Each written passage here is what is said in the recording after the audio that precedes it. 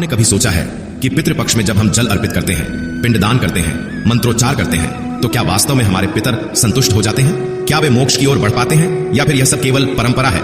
शास्त्र कहते हैं कि पितरों की आत्मा को शांति देने का सबसे बड़ा साधन है भगवान का नाम, और उनमें भी सर्वोत्तम है श्री राम का नाम। गरुड़ पुराण में स्वयं यमराज गरुड़ को उपदेश देते हुए कहते हैं कि पितरों की तृप्ति और मोक्ष के लिए कोई दूसरा साधन नहीं है, केवल राम नाम ही पर्याप्त है। जहां भी राम नाम का उच्चारण होता है वहां पितरों को गति प्राप्त होती है। यह कोई साधारण बात नहीं बल्कि धर्मराज का सीधा कथन है। यही कारण है कि पितृपक्ष का सबसे बड़ा आधार राम नाम जप माना गया है। अब प्रश्न उठता है कि राम नाम ही क्यों, कोई और नाम क्यों नहीं? इसका उत्तर हमें स्वयं भगवान शिव देते हैं। जब पार्वती जी ने उनसे यही प्रश्न किया था तब महादेव ने मुस्कुराकर कहा था, हे पार्वती, केवल एक बार राम नाम जप लेने से वही फल मिलता है जो हजारों नाम जपने से मिलता है। जब स्वयं देवों के देव महादेव यह कह रहे हैं तो इसमें संशय कैसा?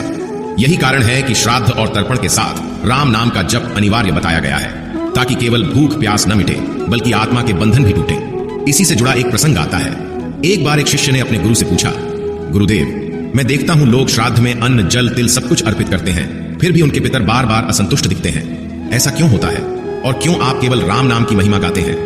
गुरु ने शांत स्वर में उत्तर दिया, वत्स, अन्न और जल से केवल शरीर का पोषण होता है, परंतु आत्मा का उद्धार केवल राम नाम से होता है। जब तक श्राद्ध में भगवान के नाम का उच्चारण न हो तब तक पितरों को पूर्ण शांति नहीं मिल सकती। फिर गुरु ने कथा सुनाई। एक ब्राह्मण था जिसने पूरी श्रद्धा से श्राद्ध किया, दान किया, हवन किया, पर उसी रात उसके पितर स्वप्न में आए और बोले, पुत्र, हम तृप्त तो हुए हैं पर मोक्ष की प्राप्ति नहीं हुई। ब्राह्मण चिंतित हो गया और पुनः श्राद्ध करने लगा। इस बार गुरु के कहने पर उसने अंत में राम नाम का स्मरण किया, राम राम राम। उसी रात उसके पितर पुनः प्रकट हुए और बोले, अब हमें मोक्ष भी मिला और आत्मा भी तृप्त हुई। अन्न और जल से हमें केवल क्षणिक सुख मिला था, पर राम नाम ने हमारे कर्म बंधन तोड़ दिए और हमें दिव्य लोक की प्राप्ति हुई। शिष्य यह सुनकर भाव विह्वल हो गया और बोला, गुरुदेव, अब मैं समझ गया कि केवल राम नाम ही क्यों। तब गुरु ने आशीर्वाद देते हुए कहा, वत्स, जब तक यह संसार है तब तक हर श्राद्ध में, हर तर्पण में और हर श्वास में राम नाम ही तुम्हारे और तुम्हारे पितरों के लिए परम आधार रहेगा। चलिए अब हम महाभारत काल से जुड़े एक प्रसंग की ओर बढ़ते हैं। बदल दिया। बाणों की शैया पर लेटे थे गंगा पुत्र भीष्म पितामह। शरीर असंख्य बाणों से विदीर्ण था, किंतु मुखमंडल पर अपूर्व तेज छलक रहा था। समस्त पांडव उनके चरणों में बैठे थे और स्वयं श्री कृष्ण भी उनके समीप खड़े थे।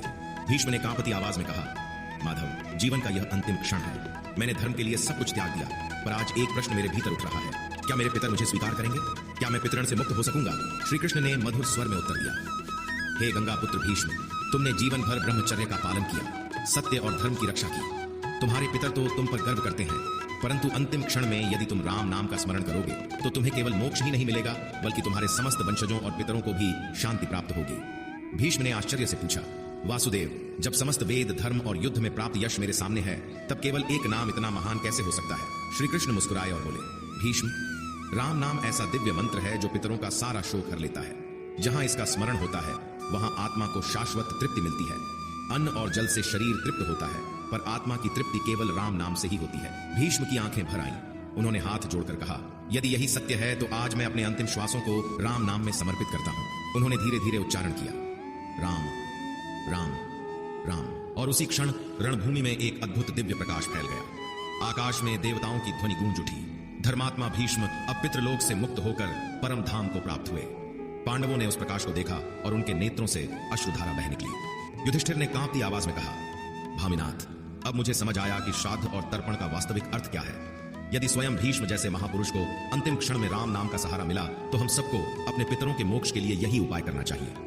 तब श्री कृष्ण ने उपदेश दिया, हे धर्मराज, श्राद्ध में जल और अन्न से शरीर की स्मृति तृप्त होती है, पर आत्मा को मोक्ष केवल भगवान के नाम से ही मिलता है, और कलयुग में राम नाम ही वह नाव है जो सबको पार कराती है। भीष्म पितामह का यह प्रसंग इस बात का प्रमाण है कि युद्ध भूमि हो या श्राद्ध भूमि, यदि राम नाम का स्मरण हो तो पितरों को शांति और आत्मा को मोक्ष अवश्य मिलता है। पुराणों में एक अत्यंत अद्भुत प्रसंग आता है। एक बार देवताओं के वाहन पक्षीराज गरुड़ स्वर्गलोक से यमलोक की ओर गए। गरुड़ का तेज ऐसा था कि जहां वे जाते थे वहां का अंधकार मिट जाता था। यमराज ने उनका आदर पूर्वक स्वागत किया और पूछा, गरुड़ जी, आज यहाँ पधारने का क्या कारण है?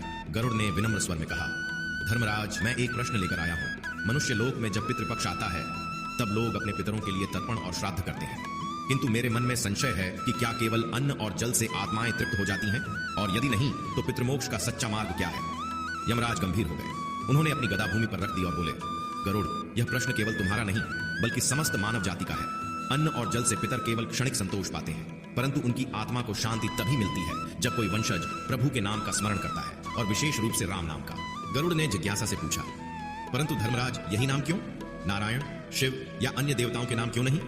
तब यमराज ने रहस्यमय स्वर में उत्तर दिया, क्योंकि राम नाम में संपूर्ण ब्रह्मांड का सार समाहित है। यह नाम शिवजी ने पार्वती को सुनाया था, नारद ने देवर्षियों को बताया था, और मैंने स्वयं अनगिनत बार देखा है कि जब किसी प्राणी के अंतिम समय में राम नाम निकल जाता है, उसके सारे बंधन तुरंत छूट जाते हैं, नरक के द्वार उसके लिए बंद हो जाते हैं, और उसके पितर भी उस पुण्य से ऊर्ध्व गति को प्राप्त होते हैं। फिर यमराज ने गरुड़ को एक गुप्त कथा सुनाई। एक समय एक व्यापारी था जिसने लोभ और पाप में डूबा हुआ जीवन बिताया। मृत्यु के बाद उसके पितर यमलोक में दुखी होकर रोने लगे कि यह वंशज हमारे कुल को कलुषित कर गया। तभी जब उसे यमदूत ले जा रहे थे, उसने भय से पुकारा, राम बचाओ, और उस एक पुकार ने सब कुछ बदल दिया। वह पापमय जीव नरक से मुक्त होकर देवलोक चला गया और उसके पितरों को भी संतोष मिला। तब अनुभव हुआ कि राम नाम ही वास्तविक तर्पण है। गरुड़ ने यह सुनकर आंखें बंद कर लीं और प्रणाम किया, धर्मराज, आपने आज मुझे वह सत्य बताया जो समस्त लोगों में छिपा हुआ है। अब मैं जाकर मानवों को यह संदेश दूंगा कि यदि वे सचमुच अपने पितरों को मोक्ष देना चाहते हैं तो तर्पण के साथ राम नाम का जप अवश्य करें। तभी आकाश में दिव्य ध्वनि गूंजी, राम नाम के बिना पितर तृप्त नहीं होते और राम स्मरण से आत्मा समस्त दुखों से मुक्त हो जाती है।